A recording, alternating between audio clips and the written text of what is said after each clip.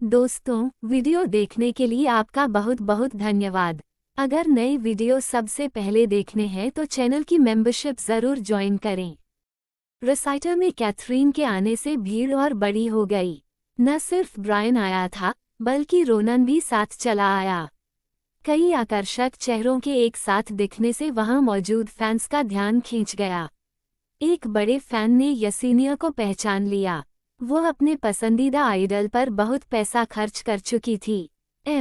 यसीनिया, आप यहाँ? क्या ये सब आपके दोस्त हैं? ये देखकर कि फैन ने कैथरीन को नहीं पहचाना, यसीनिया को थोड़ी झुंझलाहट हुई। उसने तुरंत मौका पाकर कैथरीन का परिचय कराया। तुम्हें सुपर कैथरीन नहीं पता? ये पियरलेस ग्रेसन की रेगुलर कंपोजर है। ग्रेसन के सारे मशहूर गाने इसी ने लिखे हैं। ये भी नहीं जानते? पहले इंटरनेट पर अफवाहें थीं कि कैथरीन, जो एक्ट्रेस ऑड्री की बहन है, ग्रेसन की अरेंजर होने के कारण उसे जानती है। लेकिन वो सिर्फ अफवाहें थीं। किसी के पास पक्की जानकारी नहीं थी। कई लोग डींगे हाँकते हैं और बाद में बेइज्जत होते हैं। फैन ने कैथरीन को देखा और यसीनिया की खातिर थोड़ा विनम्रता से बोला, सुपर कैथरीन, प्लीज बैठ जाइए। रिसाइटल शुरू होने वाला है। कैथरीन ने उसे नज़रअंदाज किया और वहीं बैठ गई जहां यसीनिया ने इशारा किया। उसे अजनबियों में कोई दिलचस्पी नहीं थी। पिछली सेलिब्रेशन गाला में भले ही उसकी पहचान सामने आ गई थी, लेकिन ब्रैंडन ने वही सारी खबरें दबा दी थीं। इसलिए शुगर के रूप में उसकी पहचान इंटरनेट पर धमाके की तरह नहीं फैली। सिर्फ थोड़े से नेटिजन्स को ही पता था। लेकिन यसीनिया के परिचय की वजह से अब कैथरीन पर कई नजरें टिक गईं। उनके बाएं तरफ एक लड़की, जिसने छोटा गुलाबी टॉप पहना था, अपनी सहेली से बोली, ये वही कैथरीन है। पिछली बार जब पियरलेस ग्रेसन रियलिटी शो में था, तो ये उस पर चिपकी हुई थी, मौका पाकर ऊपर चढ़ना चाहती थी। दूसरी ने कहा, हाँ वही, अब रिसाइटल में भी दौड़ आई है। फिर से गॉसिप बनाने आई होगी ताकि सबको पता चले और इसे फायदा मिले। तीसरी ने कहा, सुना है कि इसका ऑड्री से भी कोई खास रिश्ता नहीं है। सब दिखावा है, खून का रिश्ता है हाँ, लेकिन इसकी बदकिस्मती की वजह से बचपन में इसे गांव भेज दिया गया था। लोग इसे अशुभ कहते थे, इतना कि इसके माँ बाप तक इसे नहीं चाहते थे। सच में, इतना ओवर। गांव की पली बड़ी ये लड़की इतनी बड़ी कंपोजर कैसे हो सकती है? कहीं ये भी कोई धोखेबाज तो नहीं? आखिर किसी ने शुगा को कभी सामने देखा तो नहीं? गुलाबी टॉप वाली लड़की ने नाक सिकोड़ते हुए कहा, कौन जाने, जब तक पियरलेस ग्रेसन खुद सर्टिफाई न करे मैं तो नहीं मानती। उनकी धीमी सी बातें भी यसीनिया के कानों तक पहुंच गईं। उसने जैसे ही सुना कि कोई कैथरीन के बारे में बुरा बोल रहा है, वह गुस्से से खड़ी होने ही वाली थी कि ब्रायन ने उसे रोक लिया। यसीनिया ने हैरानी से उसे देखा। क्या हुआ? मुझे रोक रहे हो? तुम्हें सुनाई नहीं दे रहा वो बॉस की बुराई कर रहे हैं? ब्रायन ने ठंडी नज़रों से कैथरीन की ओर देखा और बोला, क्या तुम्हें लगता है बॉस को फर्क पड़ता है? मुसीबत मत खड़ी करो और बॉस की बात मानो। यसीनिया ने कैथरीन की ओर देखा तो पाया कि वो पूरी तरह शांत थी और बिना किसी भाव के मोबाइल पर ध्यान लगाए बैठी थी। साफ था कि उसे कोई फर्क नहीं पड़ा। असल में ब्रायन उदार नहीं था, बल्कि वह यसीनिया से गहरी सोच रखता था। इन लोगों को सबक सिखाने के मौके बहुत मिलेंगे, लेकिन यसीनिया का स्वभाव ऐसा था कि वह हंगामा किए बिना नहीं रहती। रिसाइटल शुरू होने ही वाला था और शायद कैथरीन ग्रेसन का रिसाइटल खराब नहीं करना चाहती थी। इसलिए यसीनिया अनमने ढंग से बैठ गई, लेकिन बहुत चिढ़ी हुई थी। ब्रायन ने उसके कान के पास झुककर धीरे से कहा, चिंता मत करो, रिसाइटल खत्म होने दो, फिर जितना चाहो तमाशा कर लेना। कुछ मिनट और बीते, लेकिन रिसाइटल शुरू नहीं हुआ। 5 मिनट लेट हो चुका था, लेकिन किसी ने शिकायत नहीं की। आखिर ये फैंस इंतजार के आदी थे। छोटे स्तर के फैन रिसाइटल आमतौर पर समय पर शुरू ही नहीं होते। 1-2 घंटे लेट होना भी सामान्य था, 5-6 मिनट तो कुछ भी नहीं। फैन लीडर जो खबर लेने बाहर गई थी, लौट आई और सबको बताया। दोस्तों, पियर्स ग्रेसन ने कल रात भर शूट किया ताकि आज का रिसाइटल हो सके। वो बैकस्टेज पहुंच चुके हैं, 10 मिनट में रिसाइटल शुरू करेंगे। शूटिंग लोकेशन यहाँ से दूर थी, ऊपर से शुक्रवार को ट्रैफिक भी ज्यादा होता है। थोड़ा समझदारी दिखाओ, ठीक है। ये सुनकर सब फैंस आहें भरने लगे और दुखी हो गए कि उनका आइडल इतनी मेहनत कर रहा है। ब्रायन जैसे लोगों के लिए ग्रेसन का रिसाइटल देखना कैथरीन की वजह से ही संभव था, और अब उन्हें इंतजार भी करना पड़ रहा था। 10 मिनट और सुनकर ब्रायन बड़बड़ाया, जब पता था शुक्रवार को ट्रैफिक रहेगा तो पहले क्यों नहीं निकले। इतना भी काम के प्रति लापरवाह। यसीनिया, जो एक अनुभवी स्टार फॉलोअर थी, ने ब्रायन को तिरस्कार से देखा और बोली, तुम कुछ नहीं जानते, इसे कहते हैं बिग स्टार। जितना बड़ा स्टार होगा उतना देर से आएगा, जल्दी आना बेइज्जती है। ब्रायन ने मन में सोचा, तो क्या ग्रेसन हमसे अलग है? उसके पास एक और नाक है या 2 और आंखें? मैं ग्रेसन का दोस्त बन सकता हूँ, लेकिन अगर मुझे किसी स्टार का पीछा करना पड़ा तो जान से मार देना बेहतर होगा। ब्रायन ही नहीं, रोनन भी बेसब्र हो गया। उसने धीरे से कैथरीन से कहा, बॉस, अगर आपको ग्रेसन का गाना सुनना है तो हम अलग से समय निकाल सकते हैं, या फिर रिसाइटल के बाद ठीक 12 से पहले जब उसका बर्थडे होगा साथ में सेलिब्रेट कर लेंगे। वो जरूर आएगा। वैसे भी अब 7 बजने वाले हैं, कुछ खा लें, नहीं तो आपको पेट की समस्या हो जाएगी। कैथरीन का पेट सच में थोड़ा नाजुक था, इसलिए उसे समय पर खाना जरूरी था। रोनन यह अच्छी तरह जानता था और सबसे ज्यादा ध्यान देता था। रोनन की बात सुनकर ब्रायन भी सहमत हुआ। मैं भी यही कहता हूँ, लेकिन कैथरीन कुछ कह पाती इससे पहले वही गुलाबी टॉप वाली लड़की ताना मारते हुए बोली, तुम लोग सच में सोचते हो कि तुम कोई खास हो? कैसे कह सकते हो कि पियर्स ग्रेसन सिर्फ तुम्हारे लिए गाएगा? मजाक कर रहे हो क्या? उसके पास बैठी दूसरी लड़की बोली, हाँ बिल्कुल, पता नहीं ये सच में बड़ी कंपोजर है भी या नहीं, लेकिन अकर देखो। तुम होती कौन हो? तुम चाहती हो कि पियर्स ग्रेसन तुम्हारा बर्थडे मनाए? कितनी हिम्मत है। जमाना बदल गया है, अब कोई भी कुछ भी डींगे हाँक लेता है। बातें बढ़ती चली गईं और उनके लहजे और जहरीले हो गए। रोनन अंदर ही अंदर गुस्से से फटने वाला था। ये कमीने, बॉस की बुराई करने की हिम्मत कैसे हुई? लगता है मौत बुला रहे हैं, उसने मन ही मन गरजते हुए सोचा। रोनन ने गुस्से से उस गुलाबी कपड़ों वाली लड़की की ओर इशारा करते हुए गरज कर कहा, मुंह बंद रखो, अगर दोबारा बकवास की तो तुम्हें पता भी नहीं चलेगा मैं क्या कर दूंगा। वो लड़की जानती ही नहीं थी कि रोनन कौन है। अपने घर की लाड़ प्यार में पली होने के कारण उसने उसे गंभीरता से नहीं लिया। रोनन की बात सुनकर वह तुरंत भड़क गई। अरे करना क्या है तुम्हें? मेरी बात चुभ गई क्या? तुम तो कुछ भी कह सकते हो, लेकिन हम सच्चाई बोले तो तुम्हें बुरा क्यों लगता है? उसके बोलते ही उसके आसपास की लड़कियां भी उसका पक्ष लेने लगीं। हाँ, हम क्यों चुप रहें? हमने ऐसा कौन सा गलत बोल दिया? तुम लोग डींगे हाँको और हमें सच बोलने का हक भी नहीं। गुलाबी कपड़ों वाली लड़की ने अपनी सहेली को रोका और रोनन और बाकी लोगों को ताना मारते हुए बोली, अरे ऐसा मत करो। अगर सच में ये पियर्स ग्रेसन की कंपोजर हुई तो हमें मुसीबत हो सकती है, इसलिए थोड़ा संभल कर रहो। झूठ बोलना कोई जुर्म तो है नहीं, और अगर इनसे उलझे तो दोष हम पर ही आएगा। उसकी बात सुनकर दूसरी लड़की हंसते हुए बोली, सही कहा, मेरी माँ कहती है कि कुछ लोग अशुभ होते हैं। अगर ऐसे लोगों से पाला पड़ जाए तो उनसे बचना चाहिए, वरना बदकिस्मती लग जाती है। इन बातों ने ब्रायन और बाकियों को पूरी तरह भड़का दिया, खासकर यसीनिया को। अभी थोड़ी देर पहले ब्रायन ने उसे रोका था ताकि वह आपा न खोए, लेकिन अब इन लड़कियों का घमंड देखकर उसे लग रहा था कि अगर उसने इन्हें सबक न सिखाया तो ये और बिगड़ेंगी। यसीनिया ने कमर पर हाथ रखकर कहा, तुम औरतों, जरा दोबारा कहकर तो दिखाओ। कसम खाती हूँ, तुम्हारी जिंदगी मुश्किल बना दूंगी। उसकी आभा इतनी प्रखर थी कि लगता था किसी भी पल लड़ाई कर देगी।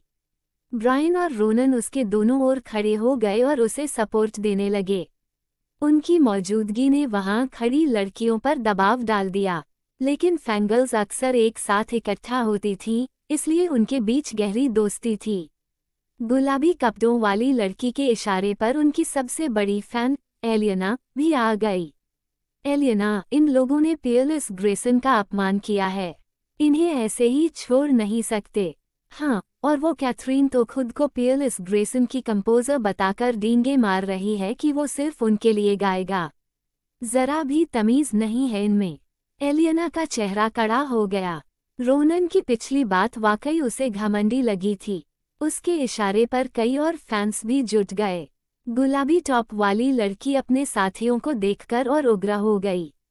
आओ, सच में सोचते हो कि हम तुमसे डरेंगे? अगर आज सही तरीके से माफी नहीं मांगी तो कोई भी यहाँ से आसानी से नहीं जाएगा। कैथरीन अब तक नजरअंदाज कर रही थी। उसने मोबाइल रखा और धीरे धीरे खड़ी हो गई। कैथरीन को उठते देख यसीनिया ने तुरंत पीछे हटकर उसे रास्ता दे दिया। कैथरीन हाथ जेब में डाले हुए आराम से आगे बढ़ी। उसकी ठंडी नज़र वहां मौजूद सब लोगों पर घूमी। उसके खूबसूरत चेहरे पर एक हावी कर देने वाली आभा थी। उसकी आधी मूंदी आंखों में ठंडा तेज चमक रहा था, जैसे उनकी धार सीधे आर पार कर दे। उसकी शख्सियत से ऐसा लगता था जैसे वह खतरनाक और हुकूम चलाने वाली है। उसने हल्के से भौं उठाए और आंखें सिकोड़ते हुए सामने खड़ी गुलाबी कपड़ों वाली लड़की को घूरा। किसने कहा था कि यहाँ से कोई नहीं जा सकता? उसकी आवाज़ बहुत ऊंची नहीं थी, लेकिन उसमें से निकली ठंडक सबकी हड्डियों में उतर गई। कैथरीन की एक नज़र ने ही उस लड़की को डरा दिया और वह 3 कदम पीछे हट गई। उसने पहले कभी ऐसी आंखें नहीं देखी थीं।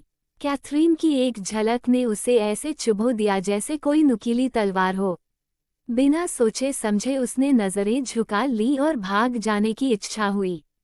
उसकी यह डरपोक हरकत देखकर एलियना का कैथरीन के प्रति गुस्सा और बढ़ गया।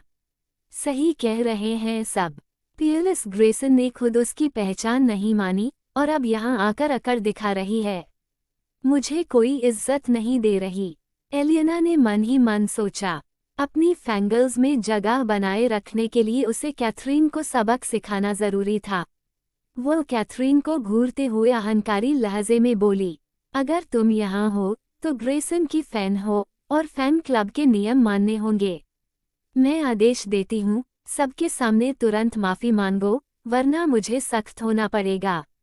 अगर तुम सच में पियरलेस ग्रेसन की रेगुलर कंपोजर हो तो ग्रेसन ने तुम्हारे लिए वीआईपी सीट क्यों नहीं रखी? तुम तो उसी सीट पर बैठी हो जो मैंने यसीनिया को दी थी। क्या ऐसा हो सकता है कि कंपोजर होकर भी वीआईपी सीट न मिले? एलियना की इन बातों ने सबका शक और गहरा कर दिया।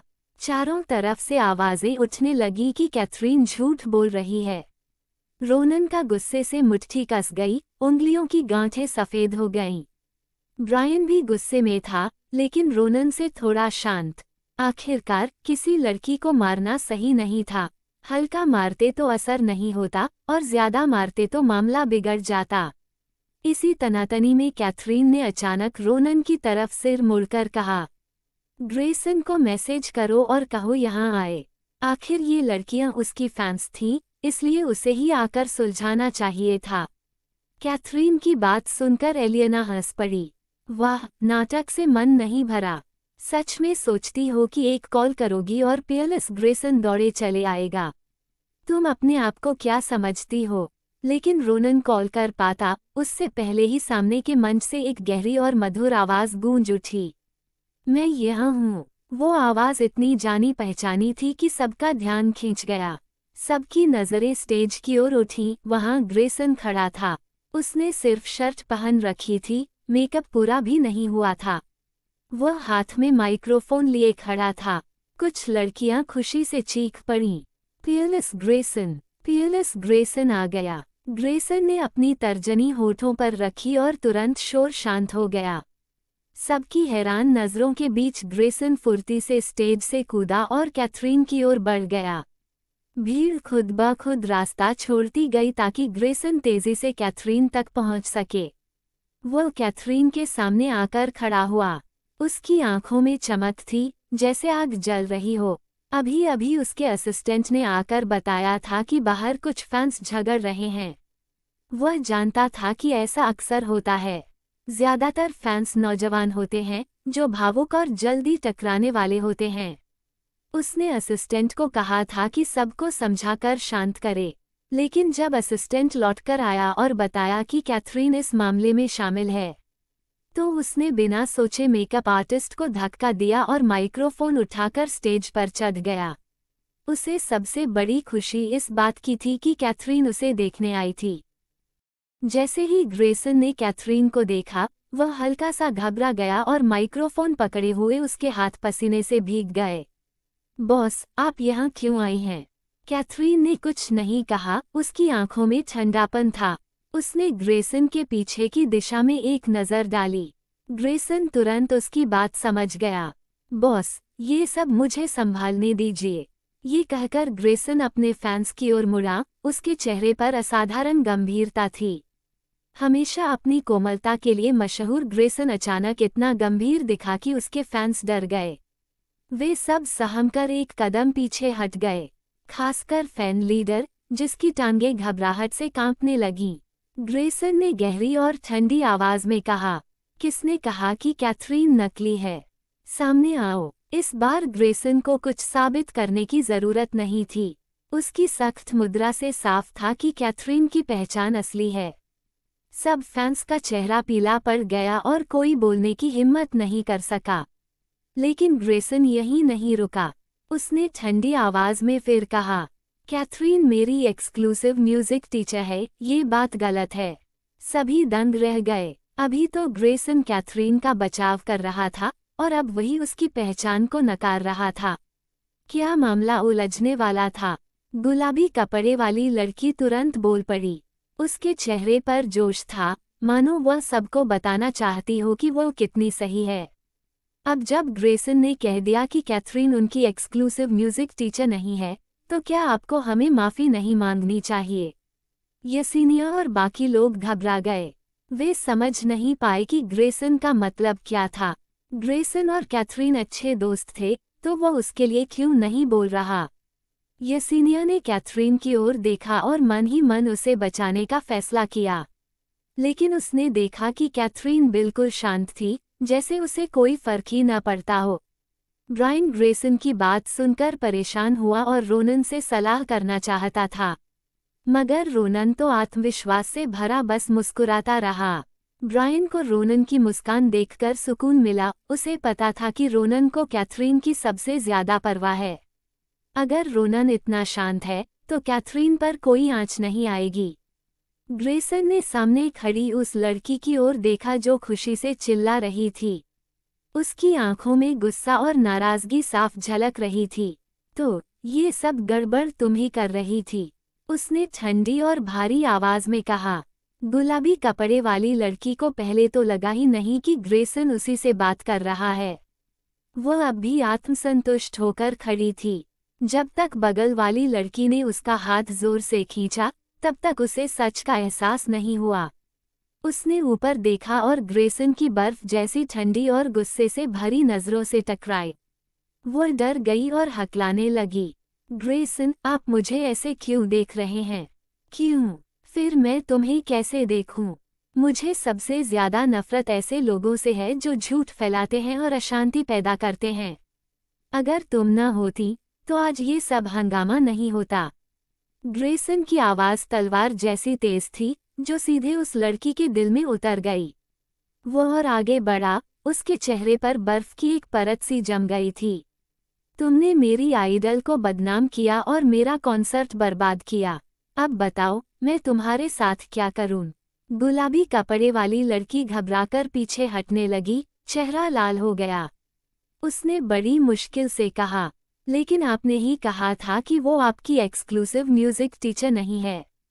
उसने झूठ बोला, इसलिए हम उसे बेनकाब कर सकते हैं। ग्रेसन उसकी बात सुनकर ठंडी हंसी हंसा। सही कहती हो, वो मेरी एक्सक्लूसिव म्यूजिक टीचर नहीं है। उसने एक पल रुककर गंभीर स्वर में कहा, क्योंकि मैं अभी उसके लायक नहीं हूँ। कैथरीन की संगीत प्रतिभा बेमिसाल है। वो मेरी आइडल है, जिसे मैं हमेशा से सराहता आया हूँ। जैसे आप सब मुझे आइडल मानते हो, मेरी भी एक आइडल है और वो है कैथरीन। असल में ग्रेसन कैथरीन की पहचान को नकार नहीं रहा था। सच्चाई ये थी कि कैथरीन उससे कहीं ऊपर थी। आसपास के फैंस दंग रह गए। उन्होंने कभी नहीं सोचा था कि उनका आइडल किसी और को इतना सम्मान देगा। सबकी नज़र कैथरीन पर टिक गई, जबकि वह शांत और शालीन मुद्रा में खड़ी थी। ग्रेसन ने तुरंत सिक्योरिटी को आदेश दिया कि गुलाबी कपड़े वाली लड़की और उसके साथियों को बाहर निकाल दिया जाए। जाते समय ग्रेसन ने एक सिक्योरिटी गार्ड को इशारा किया, जिसने सिर हिलाकर हामी भरी। फैन लीड का चेहरा पीला पड़ गया और वह भीड़ में खामोश खड़ी रह गई। किसी ने सोचा भी नहीं था कि ग्रेसन कैथरीन के लिए इतना दबंग और स्पष्ट होगा। आमतौर पर सेलिब्रिटीज के लिए फैंस उनकी ताकत होते हैं। उन्हें नाराज करना खतरनाक हो सकता है। गुलाबी कपड़े वाली लड़की को सीधे बाहर कर दिया गया। सबको लगा मामला खत्म हो गया है, लेकिन ग्रेसन सीधे फैन लीड की ओर बढ़ गया। उसने ठंडी निगाहों से उसे देखा और गहरी, अधिकारपूर्ण आवाज में कहा, मैं तुम्हें जानता हूँ। इन सालों से मेरे साथ रहने के लिए शुक्रिया, लेकिन आज तुम्हें कैथरीन से माफी मांगनी होगी। फैन लीड ग्रेसन के मैं तुम्हें जानता हूँ वाले शब्द सुनकर उत्साहित हो गई। भले ही ग्रेसन का चेहरा गंभीर था, उसकी शख्सियत ने उसे मोहित कर दिया। अपनी गलती समझते ही उसने तुरंत कैथरीन से माफी मांगनी शुरू की। मिस स्वॉन, मुझे माफ कर दीजिए। मैंने अफवाहों पर यकीन किया और आपको गलत समझा। कृपया मुझे दोष मत दीजिए। सॉरी। लड़की का रवैया ईमानदार था और असली गड़बड़ भी उसी की वजह से नहीं हुई थी। इसलिए कैथरीन ने बात को आगे नहीं बढ़ाया। उसने ग्रेसन की ओर देखते हुए हल्के से कहा, जाइए, शुरू कीजिए। ग्रेसन ने बिना देर किए जवाब दिया, ठीक है। उसने मेकअप ठीक करने का भी इंतजार नहीं किया और सीधा मंच पर लौट गया। उसने बैंड को बजाना शुरू करने का इशारा किया। एक गाना खत्म होते ही दर्शक उसकी प्रस्तुति में खो गए। माइक्रोफोन थामे ग्रेसन ने फैंस का शुक्रिया अदा किया, फिर उसकी नज़र एक जगह ठहर गई। उसकी गहरी और गूंजती आवाज़ पूरे कॉन्सर्ट हॉल में गूंज उठी, जिसने सबको मोहित कर दिया। मैं इस मौके का फ़ायदा उठाकर अपनी आइडल का शुक्रिया अदा करना चाहता हूँ। जब मैं 13 साल का था, तभी से वो मेरी आइडल रही हैं। इतने सालों तक उनकी विनम्रता की वजह से मैं कभी खुलकर उनका आभार व्यक्त नहीं कर पाया। आज आखिरकार मुझे ये मौका मिला है और मैं बेहद सम्मानित और उत्साहित महसूस कर रहा हूँ। कैथरीन, तुम्हारा शुक्रिया कि तुमने इतने सालों तक मुझ पर भरोसा किया और मेरा साथ दिया। तुम्हारे बिना मैं आज यहाँ तक कभी नहीं पहुँच पाता। फैंस की चीखें गले से निकलते निकलते बैठ गईं। किसी ने सोचा भी नहीं था कि ग्रेसन इतने बेबाकी से मंच पर कैथरीन के लिए कृतज्ञता जताएगा। सबकी नज़र कैथरीन की ओर चली गई।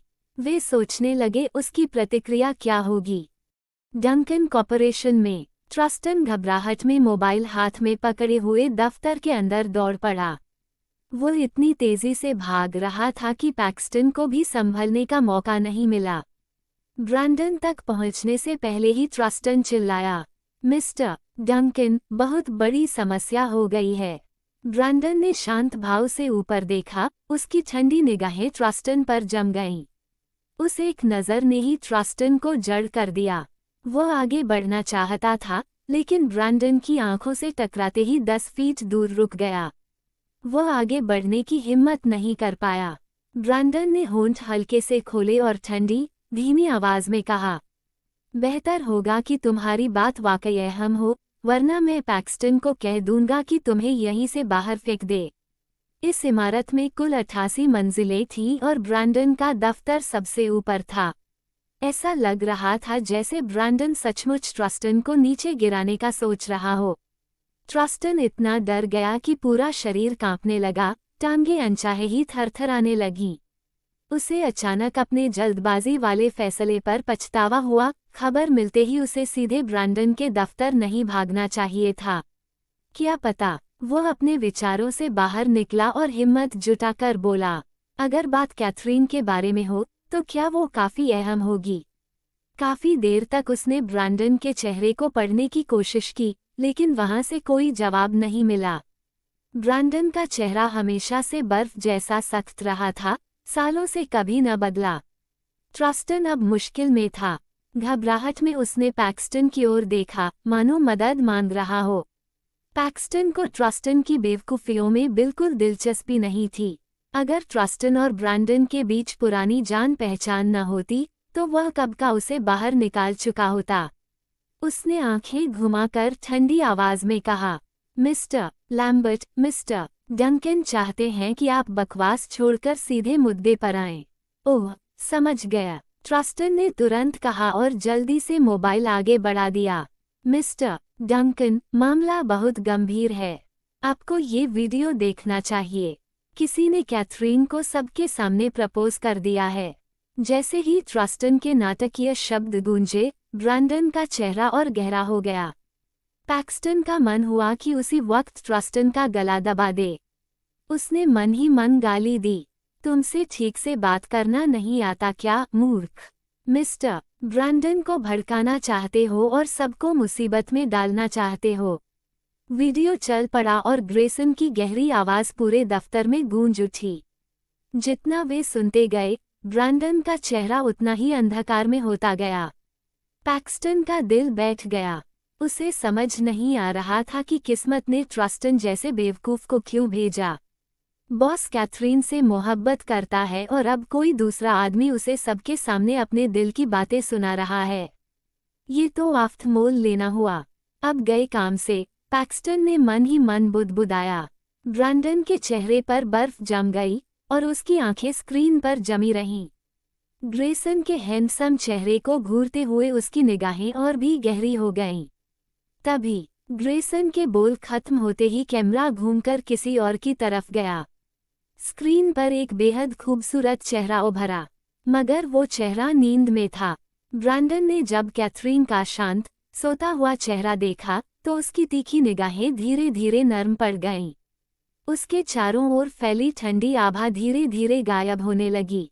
दफ्तर का दबाव अचानक हल्का हो गया और ट्रस्टन हैरान रह गया। उसने ऊपर देखा और पाया कि ब्रैंडन मुस्कुरा रहा है। उसकी मंगेतर को सबके सामने इतने अजीब अंदाज में सराहा जा रहा है और वो मुस्कुरा रहा है। ट्रस्टन मन ही मन बोला, आखिर मामला क्या है। जिज्ञासा से भरा ट्रस्टन धीरे धीरे पास आया और स्क्रीन पर झांका।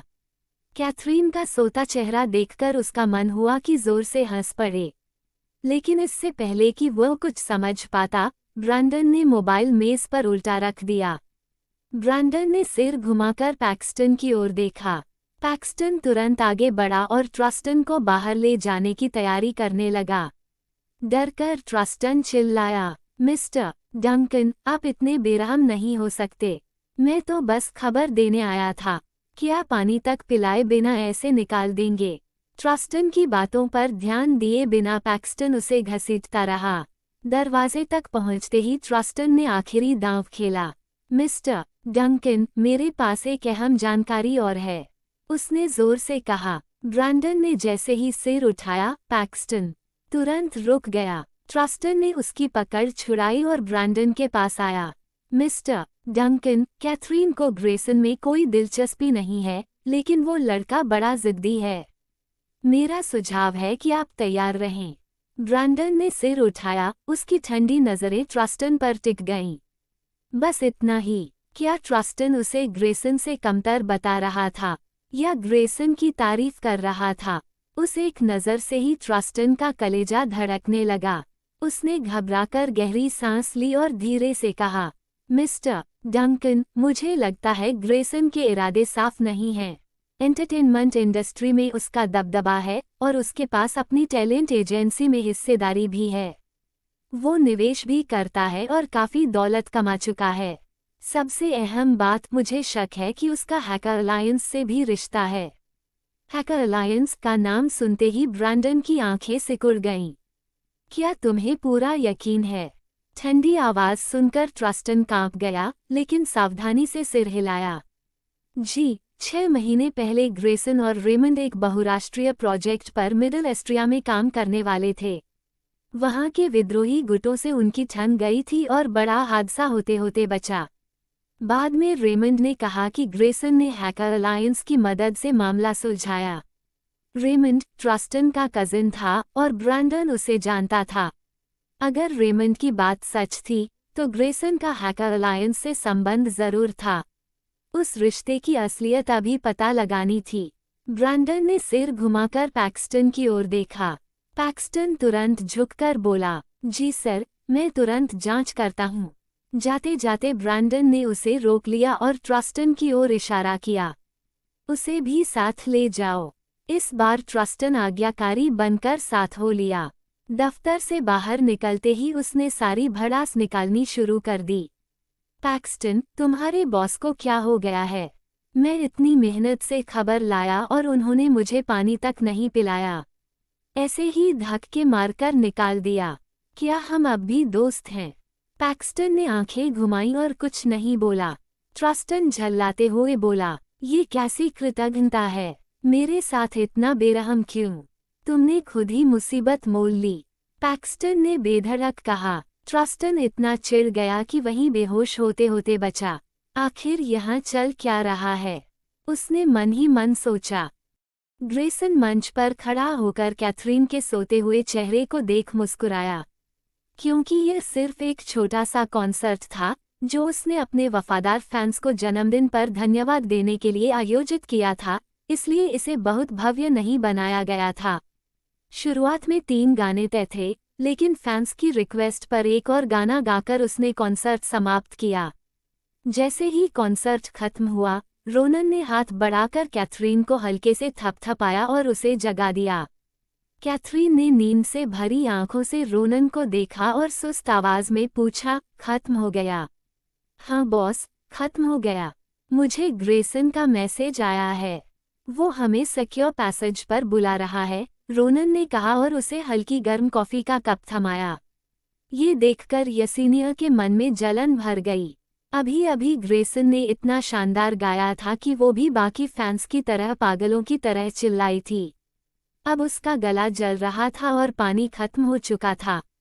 कॉन्सर्ट में सिर्फ एक बोतल पानी लाने की अनुमति थी। रोनन ने खुद पानी नहीं पिया था और जो कॉफी लाया था वो कैथरीन के लिए बचाकर रखी थी। सचमुच वो बेहतरीन सर्विस देता था। कैथरीन को इस दौरान हुई घटनाओं की बिल्कुल खबर नहीं थी। जैसे ही वो ग्रेसन की सिक्योरिटी द्वारा तय किए गए सीक्रेट पैसेज में दाखिल हुए, रोनन ने उत्साहित होकर बताया, बॉस, ग्रेसन ने अभी मंच पर सबके सामने आपका शुक्रिया अदा किया। सोच भी नहीं सकता था कि ये लड़का एहसान मानना जानता है।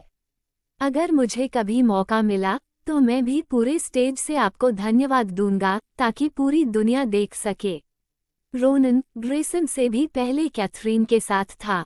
वो हमेशा उसकी अगुवाई मानता, सिर्फ उसकी रक्षा और देखभाल करना ही सोचता। उसके लिए ग्रेसन की भावना भी उसी जैसी थी, इज्जत और श्रद्धा।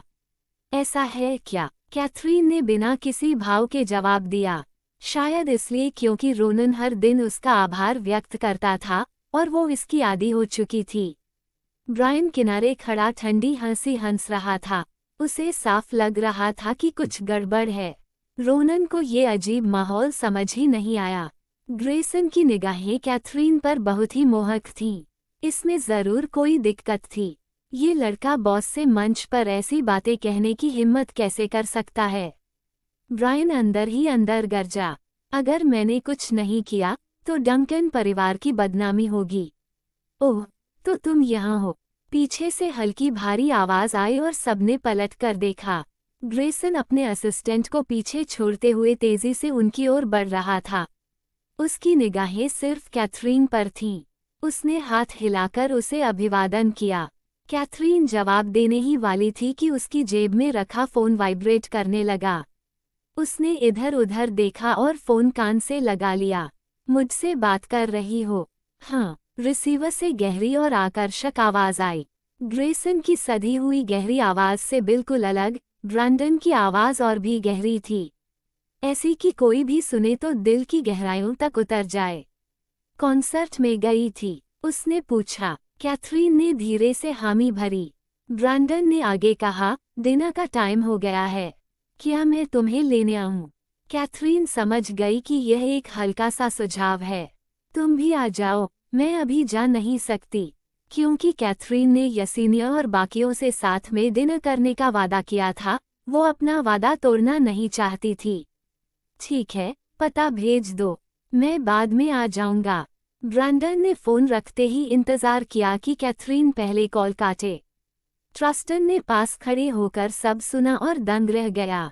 उसने जिंदगी में जितनी बार हैरानी महसूस की थी, उनमें से सबसे ज्यादा ब्रैंडन को देखकर की थी। कभी नहीं सोचा था कि ठंडे और दूर रहने वाले ब्रैंडन अपनी गर्लफ्रेंड से फोन पर इतनी नरमी से बात कर सकते हैं। इस छोटे से लम्हे ने ट्रस्टन को ब्रैंडन का डर भुला दिया। वो तुरंत ब्रैंडन की बांह पकड़कर बोला, मिस्टर डंकन, मैं भी चलना चाहता हूँ। ब्रैंडन बेपरवाह रहे, लेकिन पैक्सटन ने ट्रस्टन को पकड़कर सीधा बाहर फेंक दिया।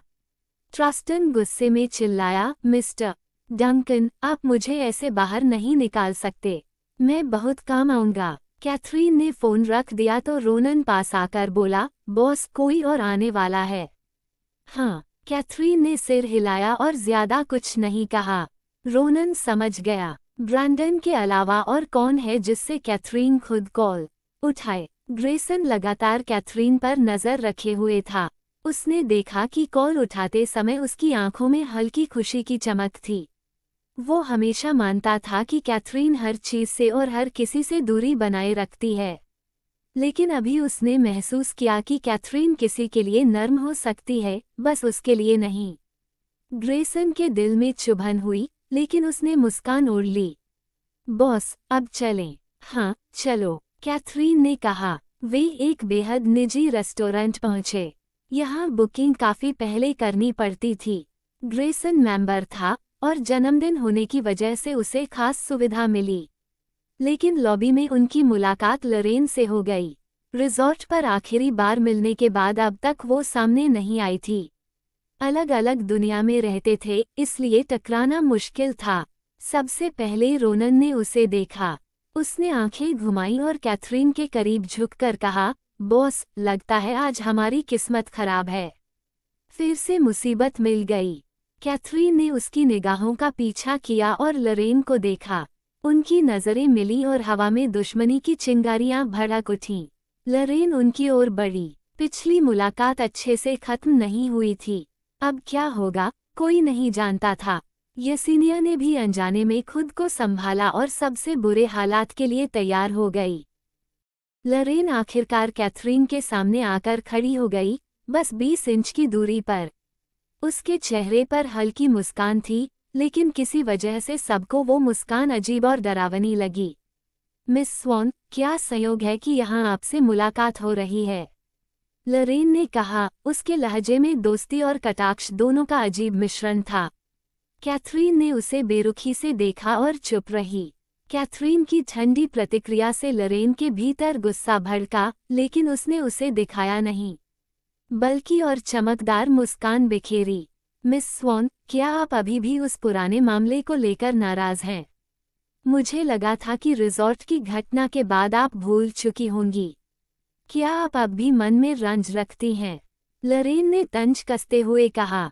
लरेन की यह तिरछी बातें सुनकर रोनन का खून खौल गया। ये औरत यूं ही ध्यान क्यों खींच रही थी?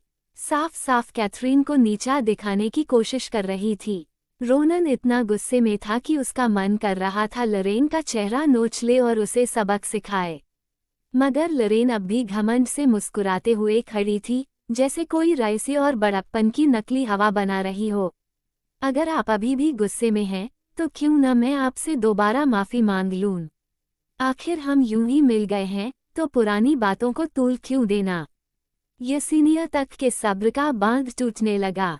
उसने पहले कभी महसूस नहीं किया था कि लरेन इतनी घमंडी है। जितना उसे देखती, उतना ही असहज होती जा रही थी। उसे साफ महसूस हो रहा था कि लरेन के शब्दों में जहर छिपा है। रोनन की सहनशीलता अब खत्म हो चुकी थी।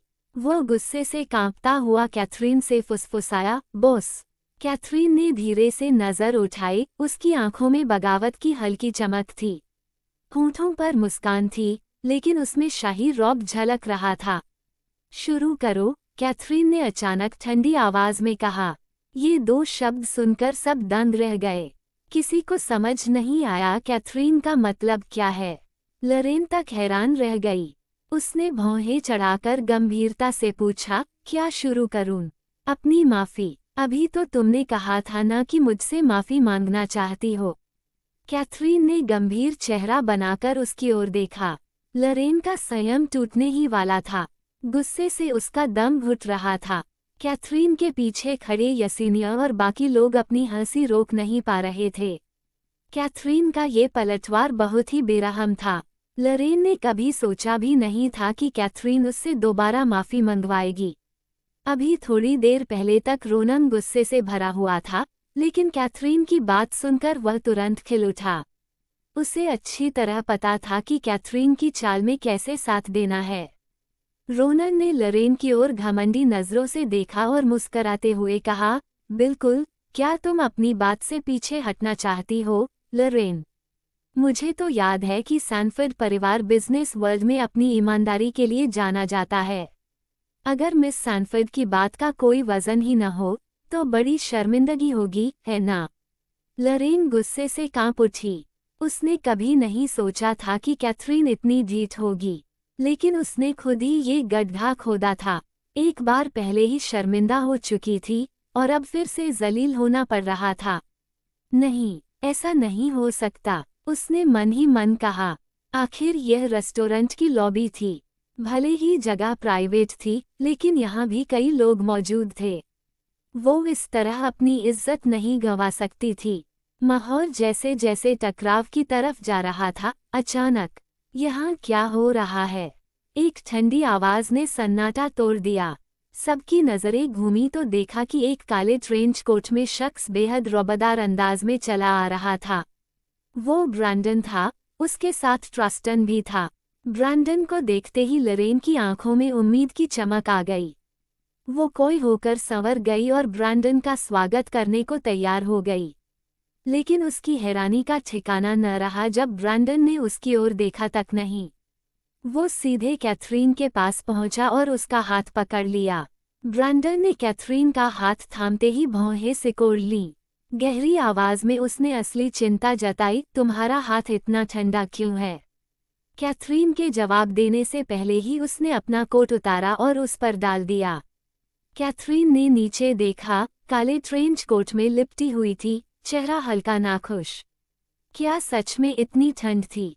उसे तो कुछ महसूस ही नहीं हो रहा था, पर ये सही था। एक ठंड ऐसी होती है जिसे तुम्हारा बॉयफ्रेंड समझता है कि तुम्हें ठंड लग रही है। ब्रैंडन की निगाहें कैथरीन पर टिकी थीं। वो चाहे जैसे भी दिखती, उसे हमेशा खूबसूरत लगती। उसका दिल नर्म पड़ गया।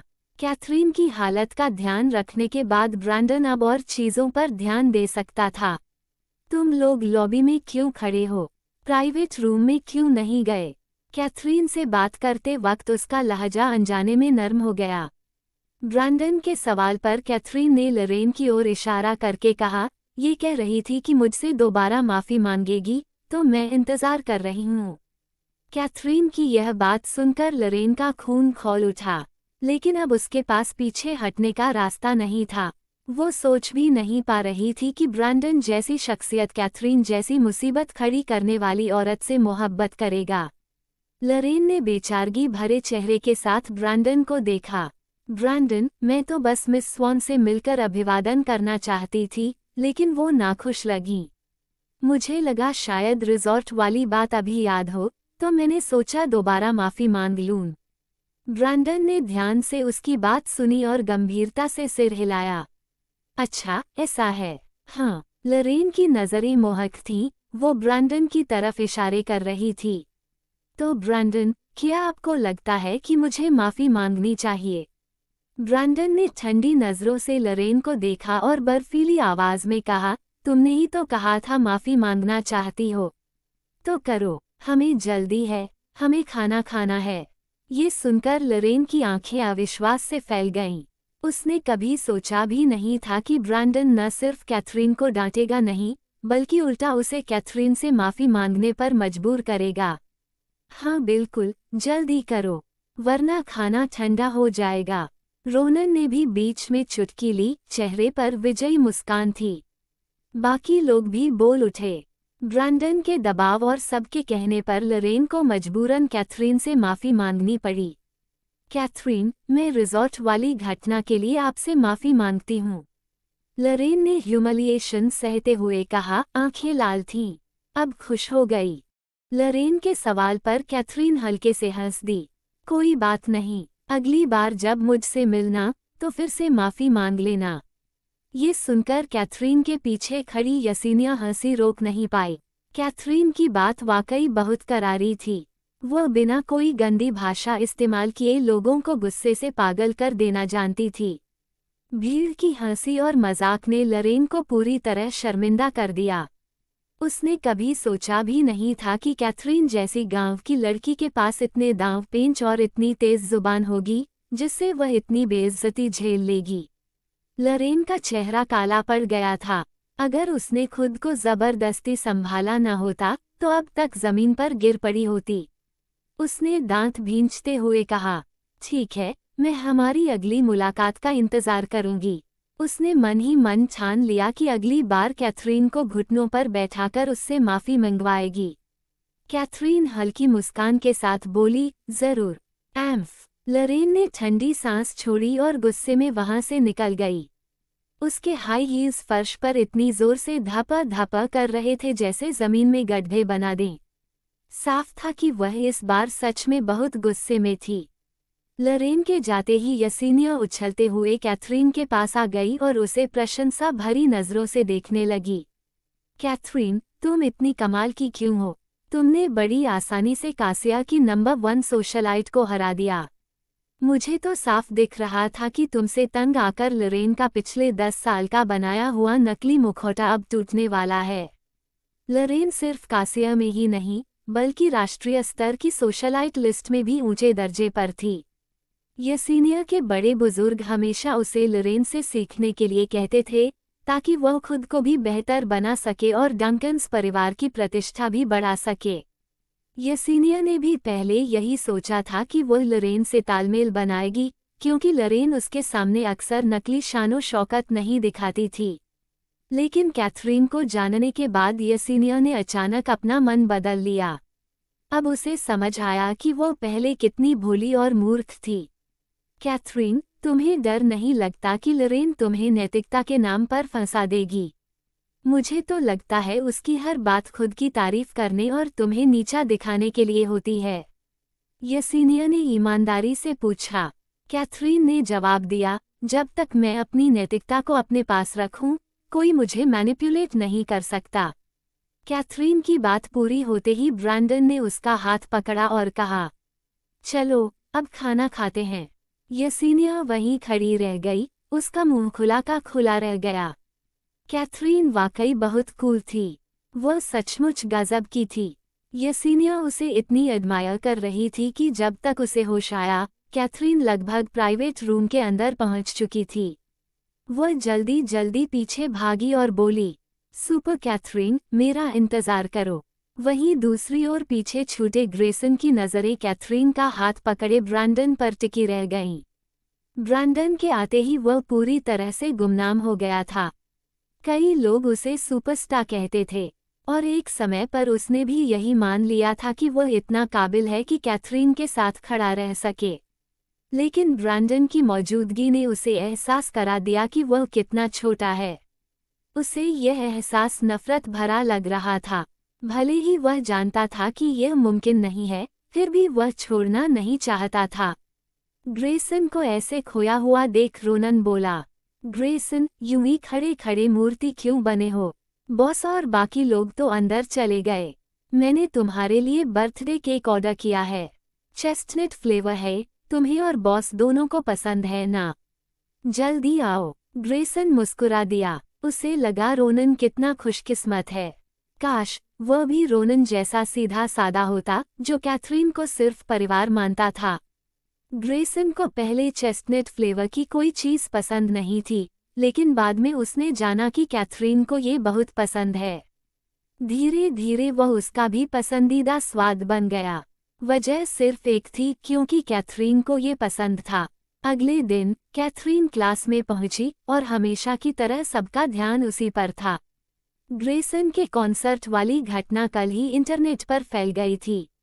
हालांकि ग्रेसन ने कहा था कि वह सिर्फ आभार जता रहा है, लेकिन उसका लहजा बहुत अस्पष्ट था। सब यही अटकलें लगा रहे थे कि कैथरीन और ग्रेसन के बीच कुछ चल रहा है। कुछ लोगों को तो यहाँ तक लगा कि ग्रेसन को कैथरीन पसंद है। ग्रेसन इस समय बेहद मशहूर आइडल था और उसके बारे में हर महीने कोई नया अफवाह वाला पोस्ट आ ही जाता था। लोग मजाक में इन्हें मेंस्ट्रुअल पोस्ट्स कहते थे, लेकिन समय ने साबित किया कि वे सभी अफवाहें उन्हीं औरतों ने फैलाई थीं जो बस चर्चा में आना चाहती थीं। लेकिन इस बार मामला अलग था। ग्रेसन ने खुद ही वो संदिग्ध बातें कही थीं। फैंस को सच्चाई का पता नहीं था, इसलिए इंटरनेट पर तरह तरह की बातें फैल रही थीं। कैथरीन ने एक कुर्सी खींचकर बैठते हुए खुद को आराम से एडजस्ट किया और किसी पर ध्यान नहीं दिया। उसकी आभा ऐसी थी कि कोई उसके पास आने की हिम्मत नहीं कर रहा था। क्लास के सभी लोग जिज्ञासु थे, लेकिन कोई भी कैथरीन से सीधे पूछने की हिम्मत नहीं कर पाया। सब बस कोनों में छिपकर उसकी हर हरकत देख रहे थे। लियाना भी उन्हीं में से एक थी। उसे कैथरीन का क्लास में यूं ध्यान खींचना बिल्कुल पसंद नहीं था। अब वो बस कैथरीन को नीचा दिखाना चाहती थी। अपनी माँ की हिदायत याद करते हुए लियाना कैथरीन के पीछे पीछे चल पड़ी जब कैथरीन क्लास से बाहर निकल रही थी। कैथरीन, रुको, उसने चिल्लाकर कहा, लेकिन उसकी आक्रामक आवाज़ सुनकर भी कैथरीन ने रुकना जरूरी नहीं समझा। लियाना ने गुस्से में पैर पटका। कैथरीन इतनी तेज चल रही थी कि उसके लिए पकड़ पाना मुश्किल हो गया।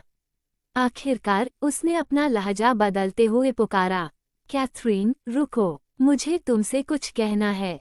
इस बार कैथरीन ने कदम रोक दिए। उसने आंखें हल्की सिकुड़कर थोड़ी उठाई और हाथ जेब में डाले लियाना की तरफ देखा।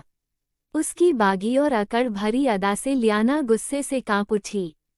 उसने गुस्से में पूछा, तुमने मेरी आवाज़ सुनी थी, फिर रुकी क्यों नहीं? कैथरीन ने फिर भी कोई जवाब नहीं दिया, बल्कि लियाना की कड़क आवाज़ सुनकर उसने फिर से पलटकर चलना शुरू कर दिया। लियाना समझ गई कि कैथरीन उसे अपने तरीके से मजबूर कर रही है। अगर उसे कैथरीन से बात करनी है तो उसके नियमों के हिसाब से ही करनी होगी। लियाना ने पैर पटके, लेकिन और कोई रास्ता नहीं था। आखिरकार उसने झुककर कहा, कैथरीन, प्लीज रुक जाओ, मुझे तुमसे कुछ कहना है।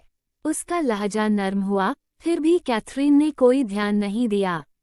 जैसे जैसे कैथरीन आगे बढ़ी, लियाना को मजबूर होकर कहना पड़ा, गलती मेरी थी, मुझे माफ़ कर दो, ठीक है। मैं पहले जैसा बर्ताव करने के लिए माफ़ी मांगती हूँ। जैसे ही उसने ये कहा, कैथरीन आखिरकार पलटी। वही अकड़ भरा अंदाज था। ठंडी नज़रों से देखते हुए उसने बिना हाव भाव बदले पूछा, क्या बात है? लियाना ज्यादा कुछ कहना नहीं चाहती थी, लेकिन उसे अपना काम पूरा करना था। कैथरीन, आज सब लोग ग्रैंडमा के घर जा रहे हैं। स्कूल के बाद हमें लेने कार आएगी। देखना, लेट मत होना। कैथरीन की बेरुखी देखकर लियाना ने फिर पूछा, तुमने मेरी बात सुनी या नहीं? कैथरीन बिना मुड़े आगे बढ़ गई और लियाना वहीं गुस्से से जलती रह गई। स्कूल के बाद लियाना कार में बैठ गई, लेकिन कैथरीन नहीं आई। उसे अजीब लगा और चिंता भी हुई कि अगर कैथरीन नहीं आई तो क्या होगा। जैसे ही वह कार से उतरकर कैथरीन को ढूंढने का सोच रही थी, अचानक कैथरीन उसके सामने आ गई। लियाना चिढ़ गई। कैथरीन तो हमेशा सबसे पहले क्लास से निकलती थी, लेकिन आज इतनी देर क्यों? उसे शक हुआ कि शायद कैथरीन जानबूझकर ऐसा कर रही है ताकि उसे गुस्सा आए। यही सोचकर लियाना भड़क गई। उसने गुस्से से कैथरीन को घूरते हुए कहा, इतनी देर क्यों लगा दी? क्या जानबूझकर मुझे परेशान करने के लिए? कैथरीन ने ठंडी नज़र से उसकी तरफ देखा और बेपरवाह लहजे में बोली, ठीक है, तो मैं जा ही नहीं रही। अगर लियाना ऐसे ही उसे तंग करती रही तो उसका मन था कि वो वहां जाए ही नहीं। वैसे भी उसे जाने में दिलचस्पी नहीं थी। अगर ऑड्री ने यह न कहा होता कि वो भी ग्रैंडमा के घर जा रही है, तो कैथरीन का वहां जाने का कोई इरादा नहीं था। यसीनिया और रोनन भी कैथरीन के साथ जाना चाहते थे, लेकिन उसने मना कर दिया और उन्हें पीछे छोड़ दिया। इसी वजह से उसे थोड़ा समय लग गया। कैथरीन की ठंडी नज़र देखकर लियाना लगभग घुटी गई। उसे समझ ही नहीं आया कि कैथरीन की नज़रें इतनी डरावनी क्यों हैं। अपने गुस्से में पिता का सामना करते हुए भी उसे इतना डर नहीं लगा था, लेकिन कैथरीन की एक नज़र से ही उसका पूरा बदन कांप उठा। लियाना ने चुपचाप मुंह बंद कर लिया, दोबारा कुछ कहने की हिम्मत ही नहीं हुई। अगर कैथरीन उसके साथ नहीं गई तो उसकी सारी कोशिशें बेकार हो जातीं। धीरे धीरे कैथरीन के चेहरे का ठंडापन कम हो गया। वह आराम से कार में बैठी, खुद को सहज किया और फिर टोपी का किनारा नीचे खींच लिया। उसका छोटा सा चेहरा तुरंत छुप गया। लियाना भी कार में बैठ गई। बैठते ही उसकी नज़र कैथरीन पर टिक गई। कैथरीन बिल्कुल हिली डुली नहीं, तो उसने धीरे से पुकारा, कैथरीन, कैथरीन। कार के अंदर सन्नाटा छाया हुआ था। जरा सी भी आवाज नहीं थी। लियाना मन ही मन खुश हुई और उसके होठों पर एक चालाक मुस्कान उभरी। उसे बहाना ढूंढने की जरूरत ही नहीं रही थी। कुछ मिनट और चलने के बाद लियाना ने आगे बैठे ड्राइवर से कहा, बॉब, जरा कार साइड में रोक दो। मुझे याद आया कि मैं कुछ भूल गई हूँ। आप लोग आगे चले जाना, मैं बाद में आ जाऊंगी। कार सड़क के किनारे रुक गई। लियाना ने धीरे से दरवाज़ा खोला और बाहर निकल गई। वह तुरंत नहीं गई, बल्कि पीछे मुड़कर देखा। कैथरीन गहरी नींद में थी। ये देखकर वह निश्चिंत हुई और वहां से चली गई। लेकिन किसी ने ध्यान नहीं दिया कि सोई हुई कैथरीन हल्की सी हिली। कार चुपचाप आगे बढ़ती रही, लेकिन सड़क अब ऊंची नीची हो गई थी और कार तेजी से हिलने लगी थी। ड्राइवर ने शीशे में झांककर देखा और संतोष किया कि कैथरीन अभी भी सो रही है। उसने राहत की सांस ली और कार रोक दी। वह धीरे धीरे दरवाज़ा खोलकर बाहर निकला और आगे की सड़क का मुआयना करने लगा। सामने टूटी हुई पुलिया थी, जिसका आधा निर्माण हुआ था लेकिन पैसों की कमी से अधूरा छोड़ दिया गया था। यहाँ अक्सर हादसे होते थे। जो गाड़ियाँ अनजान में इस रास्ते पर आती, वो पुल से नीचे गिरकर तबाह हो जाती। कार टूटी पुलिया से लगभग 6 फीट दूर थी। ड्राइवर ने दस्ताने ठीक किए। उसने पहले ही हैंड ब्रेक छोड़ दिया था। अब बस पीछे से धक्का देना था और कार पुल से गिरकर टुकड़े टुकड़े हो जाती।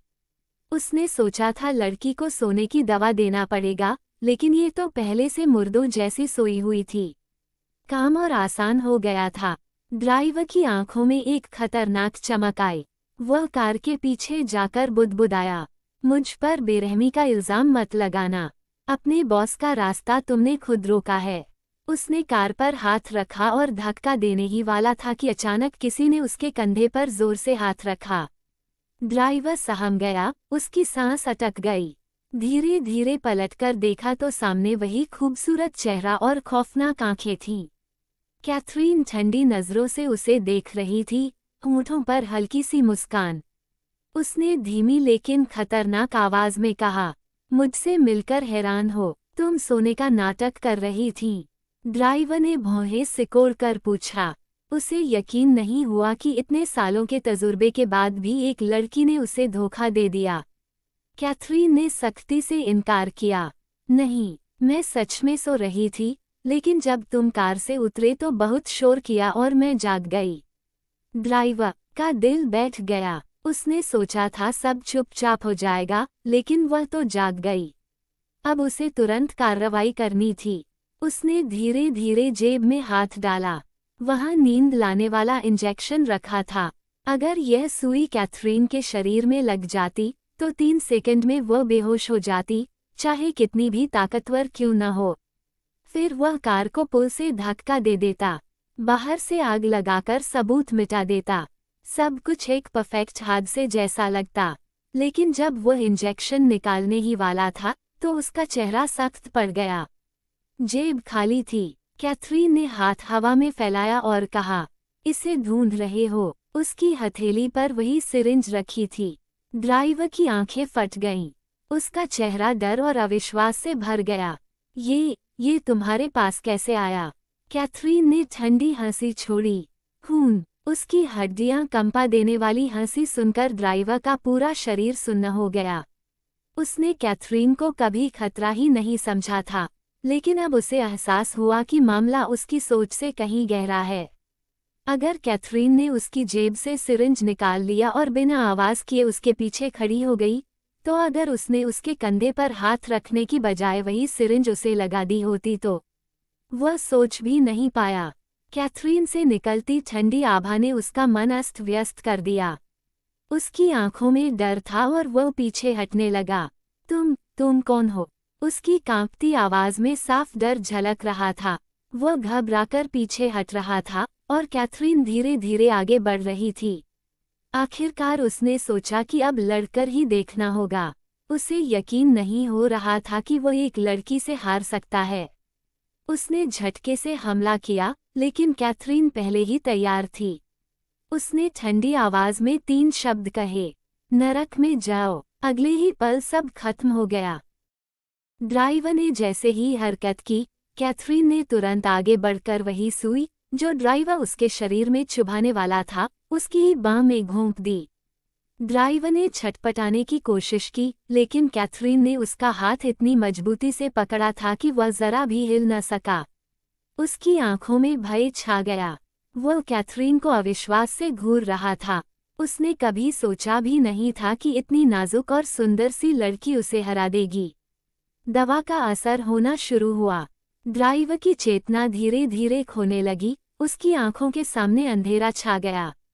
कैथरीन ने उसे जोर से धक्का दिया, जिससे उसका शरीर जमीन पर गिर पड़ा। उसके चेहरे पर न कोई डर था, न कोई भावना, बस ठंडी, निर्विकार नजर। जैसे ही ड्राइवर गिरा, अचानक से 2 परछाइयां सामने आईं। काले कपड़ों में 2 आदमी कैथरीन के पीछे खड़े थे, सिर झुकाकर आदर से। उनमें से एक आदमी घुटनों के बल कैथरीन के सामने बैठ गया और हाथ में तौलिया बढ़ाया। बॉस, आप अपने हाथ इससे पोंछ लीजिए। कैथरीन ने तौलिया लिया और सावधानी से अपने हाथ पोंछे। फिर उसने उसे सहजता से जमीन पर पड़े ड्राइवर पर फेंक दिया। उसने ठंडी निगाहों से ड्राइवर को देखा और बेरुखी से बोली, एम्बुलेंस बुलाओ और इसे बाहर फेंक दो। चेहरे पर पूरी शांति थी, लेकिन शब्द जहर से भरे हुए। दोनों आदमियों ने बिना हिचकिचाए सिर झुकाया। Yes boss. कैथरीन कार के सामने खड़ी थी, उसकी नजरें ठंडी और भावशून्य। उसने ड्राइवर को घसीटकर कार में डाले जाते हुए देखा। उसके चारों ओर ऐसी खौफनाक आभा थी कि कोई उसकी बराबरी नहीं कर सकता था। कैथरीन में हत्या करने की ताकत और हिम्मत दोनों थीं। चूंकि ड्राइवर को रोलर कोस्टर का रोमांच बहुत पसंद था, कैथरीन ने तय किया कि अब उसे हर हड्डी टूटने का एहसास कराया जाएगा। उसने पहले से ही इंतजाम कर रखा था कि नीचे एम्बुलेंस खड़ी रहे। उसकी जान बच जाएगी, लेकिन वो जिंदगी भर तड़पता रहेगा। यही उसकी कीमत थी। उधर लैंग परिवार का घर रोशनी से जगमगा रहा था और असामान्य रूप से शोरगुल से भरा हुआ था। आज रेचल घर लौटी थी, साथ में कई बच्चे भी आए थे। पूरा परिवार बेहद खुश था। जोनाथन वहां मौजूद नहीं था, इसलिए लियाना को सबने नन्ही राजकुमारी की तरह दुलार से घेर लिया। लियाना बेहद खुश थी। जिस पल की उसे बेसब्री से प्रतीक्षा थी, वह अब लौट आया था। सचमुच, कैथरीन के बिना ये दुनिया उसे और भी खूबसूरत लग रही थी, यहाँ तक कि हवा भी मीठी लग रही थी। लेकिन लियाना के विपरीत ऑड्री के चेहरे पर चिंता की लकीरें थीं। उसकी नज़रें बार बार दरवाजे की ओर टिक जातीं। जैसे जैसे शाम गहराती जा रही थी, ऑड्री का दिल और भी बेचैन हो रहा था। वो खुद को रोक न सकी और लियाना के पास जाकर बोली, लियाना, तुमने तो कहा था कि तुम कैथरीन के साथ आई हो। वह अभी तक पहुंची क्यों नहीं? लियाना पहले से ही ऑड्री के इस सवाल की उम्मीद कर रही थी। उसके चेहरे पर हल्की सी झुंझलाहट उभरी और आंखों में घृणा की झलक। उसे समझ नहीं आता था कि ऑड्री कैथरीन के लिए इतनी चिंतित क्यों रहती है। बचपन से साथ रहते हुए भी ऑड्री ने उसके लिए कभी इतनी परवाह नहीं दिखाई। मुझे क्या पता, मैंने तो तुम्हें पहले ही बता दिया था कि मुझे कुछ लेने के लिए उतरना पड़ा। कैथरीन मुझसे पहले ही चली गई थी, अब वो नहीं आई तो मुझसे क्या लेना देना। लियाना के रूखे लहजे से ऑड्री नाराज हो गई। आखिर कैथरीन भी तो लियाना की बहन थी, और अब जब वह मिल नहीं रही थी तो लियाना का ये कहना उसे बेहद निर्दयी लगा। ऑड्री ने उसे घूरा, आंखों में असंतोष के साथ। तुम ऐसे कैसे कह सकती हो? क्या तुम्हें कैथरीन की जरा भी चिंता नहीं? क्या हो रहा है यहाँ? डोना ने उनकी बहस सुन ली थी और धीरे धीरे पास आई। मैं दूर से ही तुम्हें झगड़ते सुन रही थी। बात क्या है? लियाना तुरंत डोना का हाथ पकड़कर बोली, मानो बहुत दुखी हो। ग्रैंडमा, ऑड्री मुझसे पूछ रही है कि कैथरीन कहाँ है। मैं भला कैसे बता सकती हूँ? और फिर वह मुझ पर चिल्लाने लगी। चिल्लाए? ऑड्री मन ही मन हैरान रह गई। मैंने कब उस पर चिल्लाया? ऑड्री ने अविश्वास से लियाना को देखा, लेकिन उसके कुछ कहने से पहले ही डोना ने उसकी तरफ मुड़कर नाराज नजरों से देखा। ऑड्री, तुम इतनी बदतमीज कैसे हो सकती हो? तुम बड़ी हो चुकी हो। क्या अब भी मुझे तुम्हें सिखाना पड़ेगा कि अपनी बहन का ख्याल कैसे रखना है? ऑड्री आहत हुई, लेकिन बड़ों से उलझना उसे ठीक नहीं लगा। उसने शांत होकर समझाने की कोशिश की। ग्रैंडमा, ऐसा नहीं है। मैं तो बस कैथरीन की चिंता कर रही थी। उसने कहा था कि वह स्कूल के बाद सीधा घर आएगी, लेकिन अभी तक पहुंची नहीं। जैसे ही कैथरीन का नाम लिया गया, डोना का चेहरा और सख्त हो गया। उन्हें कैथरीन कभी पसंद नहीं थी।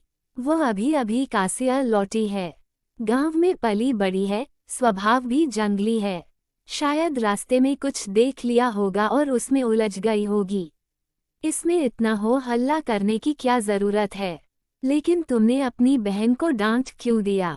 लियाना खड़ी मुस्कुरा रही थी ऑड्री को डांट खाते देखकर, लेकिन उसे सबसे ज्यादा खुशी कैथरीन की गैर मौजूदगी से थी। उसे लगता था कि अब फिर से उसके सुनहरे दिन लौट आएंगे। ऑड्री को डोना की बातें स्वीकार नहीं हुईं। उसे लगता था कि वे कैथरीन को गलत समझ रही थीं। उसने फिर समझाने की कोशिश की। ग्रैंडमा, ऐसा बिल्कुल नहीं है।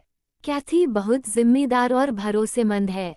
वो जो कहती है, हमेशा करती है। मुझे तो बस डर है कि उसके साथ कुछ हो न गया हो।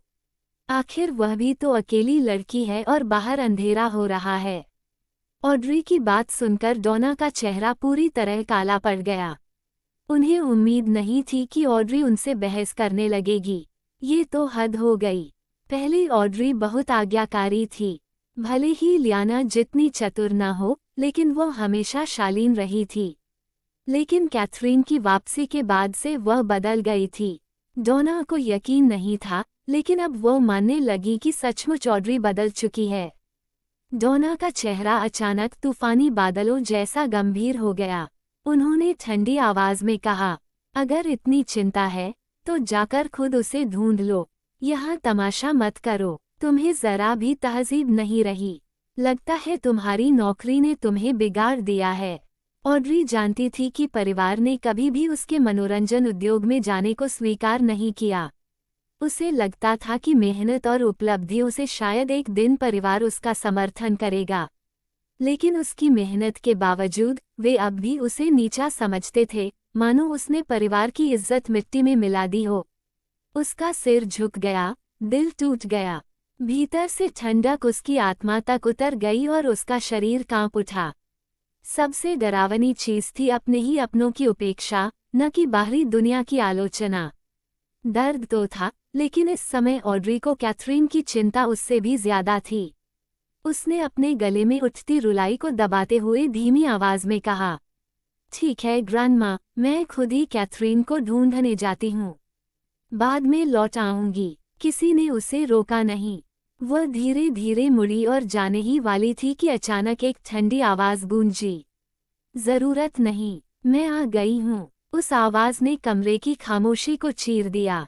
लियाना ने आवाज की तरफ देखा और उसका मुंह हैरानी से खुला का खुला रह गया। लियाना ने दरवाजे की ओर देखा तो दंग रह गई। उसकी आंखों पर यकीन ही नहीं हो रहा था। उसके दिल ने चीखकर कहा, ये कैसे हो सकता है? कैथरीन यहाँ सही सलामत कैसे आ गई? लियाना अभी स्थिति को पूरी तरह समझ भी नहीं पाई थी कि उनकी नज़रें आपस में टकराईं। उसी पल लियाना को ऐसा महसूस हुआ मानो दो अदृश्य हाथ उसकी गर्दन दबोच रहे हों, जिससे उसकी सांसें घुटने लगीं। वो कैथरीन की आंखों में देखने की हिम्मत न जुटा पाई और झट से नज़रें झुका लीं। कैथरीन लगातार उसे देखती रही, उसकी हर हरकत पर ध्यान देती हुई। लियाना के अपराधबोध और डरपोक व्यवहार को देखकर कैथरीन के होठों पर हल्की सी मुस्कान आई। वह सीधे घर के अंदर चली गई। ऑड्री तुरंत उसके पास पहुंची, आंखों में चिंता भरी हुई थी। कैथी, क्या हुआ? इतनी देर क्यों हो गई? कैथरीन कुछ कहती, उससे पहले ही ऑड्री के पीछे से ठंडी और बूढ़ी आवाज आई। कैथरीन, तुम जैसी अकड़ू लड़की मैंने कभी नहीं देखी। हमें इंतजार करवाना तुम्हें अच्छा लगता है क्या? ये डोना थी, जिनके चेहरे पर गंभीरता और असहमति साफ झलक रही थी। ऑड्री हक्की बक्की रह गई। उसे मालूम था कि दादी अब कैथरीन को देर से आने के लिए दोष दे रही हैं।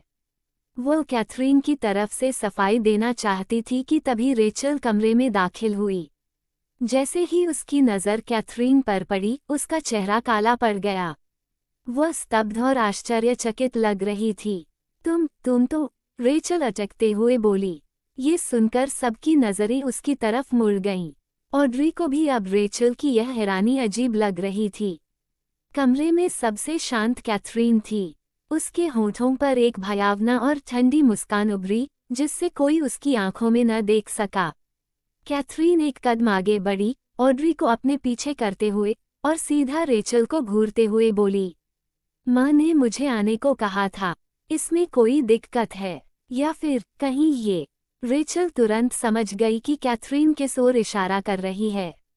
उसने तुरंत अपने भावों पर काबू पाया और शांत होकर बोली, सही कह रही हो, मैंने ही तुम्हें बुलाया था। लियाना तो जल्दी आ गई थी, इसलिए मुझे अजीब लगा कि तुम देर से क्यों आई। कैथरीन ने ठंडी नज़रों से रेचल को देखा। उसकी घबराई हुई प्रतिक्रियाओं से साफ था कि साजिश उसी की थी। शायद लियाना तो मोहरा मात्र थी और असली दिमाग कॉबिन का, वरना रेचल इतनी जल्दी संभल न पाती। फिर भी रेचल काफी संयमित दिख रही थी। कैथरीन को उम्मीद नहीं थी कि वह इतनी जल्दी पलटकर सवाल करेगी। रेचल के बोलते ही डोना भी बोल पड़ी, शायद ये कहीं खेल रही थी, इसलिए देर हो गई। इसे देखो, सबको इंतजार करवाना पड़ा। कितनी बदतमीजी है। ऑड्री का चेहरा चिंता से भर गया। उसने कभी सोचा भी नहीं था कि दादी सबके सामने कैथरीन को यूं डांट देंगी। उसने कैथरीन की ओर देखा, डरते हुए कि कहीं वह भड़क न जाए। लेकिन कैथरीन बिना किसी भाव के रेचल को घूरती हुई बोली, रास्ते में गाड़ी खराब हो गई थी, इसलिए मैंने टैक्सी ली और पहुंची। कैथरीन की यह सफाई सुनकर रेचल तुरंत समझ गई। उसे उम्मीद नहीं थी कि कैथरीन इतनी आसानी से बच निकलेगी। अब साफ था कि वह इतनी आसानी से उससे छुटकारा नहीं पा सकती। डोना को कैथरीन की बात पर भरोसा नहीं हुआ। उन्हें लगा कि वह बस बहाना बना रही है। तुम्हारी हिम्मत कैसे हुई? डोना और कुछ कह पाती, उससे पहले ही रेचल ने बीच में टोक दिया। मॉम, रहने दीजिए, उसने जानबूझकर नहीं किया। चलिए कॉफी पीते हैं। इन बदतमीज लड़कियों की चिंता छोड़िए। रेचल ने डोना को पीछे वाले हॉल की ओर खींच लिया। उन्हें जाते देख लियाना भी तुरंत पीछे पीछे दौड़ी। मॉमी, मैं भी चलती हूँ। अब ऑड्री और कैथरीन अकेली रह गईं। ऑड्री मुस्कुराई और बोली, कैथी, देखा ना, मॉम को तुम्हारी परवाह है। जब ग्रैंडमा ने तुम्हें डांटा, तो मॉम तुरंत उन्हें ले गईं, ताकि तुम्हें बचा सके। ऑड्री की संतुष्ट मुस्कान देखकर कैथरीन ने ठंडी सांस छोड़ी। उसकी आवाज बर्फ जैसी थी। सच में, ऑड्री झिझक गई। पता नहीं क्यों, उसे लगा कैथरीन का लहजा पहले से अलग है, और कहीं ज्यादा ठंडा। क्या ये सचमुच वैसा नहीं था जैसा ऑड्री सोच रही थी? वो फिर कुछ पूछना चाहती थी, लेकिन कैथरीन मुड़ी और बोली, मुझे थोड़ी ताज़ी हवा चाहिए। वह दरवाजे से बाहर निकल ही रही थी कि तभी उसका फ़ोन वाइब्रेट हुआ। उसने जेब से फ़ोन निकाला, कॉलर एड। देखी और रिसीव कर लिया। एक मर्दाना, गहरी और शांत आवाज आई। कहाँ हो तुम? एट द लैंग्स, कैथरीन ने ठंडी आवाज में जवाब दिया। कैथरीन के इस ठंडे अंदाज की आदत ब्रैंडन को थी। उसके लिए इतना ही काफी था कि कैथरीन ने फोन उठाया। वह जानता था, उस पर कुछ थोपने की जरूरत नहीं। जब तक वह खुश है, उसे जैसी मर्जी है वैसा बर्ताव करने दो। ये जोनाथन के बारे में है। यह कोई हादसा नहीं था। कैथरीन ने दीवार से टिककर आलस से एक पैर उठाया और अंधेरे में घूरते हुए गहरी आवाज में पूछा, पता है किसने किया? पक्का तो नहीं, लेकिन अंदर का ही कोई है। सबूत बहुत सफाई से मिटाए गए हैं। ये काम सिर्फ वही कर सकता है जो जोनाथन के बहुत करीब हो। कैथरीन ने सिर हिलाया। अब उसे समझ आया कि क्यों कॉबिन अचानक उसके खिलाफ हो गया और क्यों रेचल ने अस्पताल में उस पर इतना इल्जाम लगाया। असल में ये जोड़ा जोनाथन की मुसीबतों का ठीकरा उस पर फोड़ना चाहता था। कितना हास्यास्पद! कैथरीन ने मन ही मन ताना मारा। ये लोग खुद को हद से ज्यादा समझते हैं। लंबी चुप्पी के बाद ब्रैंडन ने बातचीत शुरू की। आज का दिन कैसा रहा? कुछ खास नहीं। कैथरीन की आवाज अब भी ठंडी थी। ब्रैंडन उसकी आदत जानता था, इसलिए और सवाल नहीं किया। अगर वह नहीं बोलना चाहती, तो कोई जबरदस्ती क्यों करे? तुम कब तक फ्री हो जाओगी? क्या मैं लेने आऊं? मैं बाद में बता दूंगी। कैथरीन ने छोटा सा जवाब दिया और बिना इंतजार किए कॉल काट दी। वो कभी फोन पर लंबी बातें नहीं करती थी। आज की बातचीत असामान्य रूप से लंबी थी। थोड़ी देर बाहर खड़े रहने के बाद उसने फोन जेब में रखा और वापस जाने को मुड़ी। लेकिन तभी उसने देखा उसके पीछे एक लंबा चौड़ा साया खड़ा था। कैथरीन ने शांत चेहरे और ठंडी, चुभती नजरों से उसकी ओर देखा और बोली, क्या तुम मुझसे मिलने आए हो?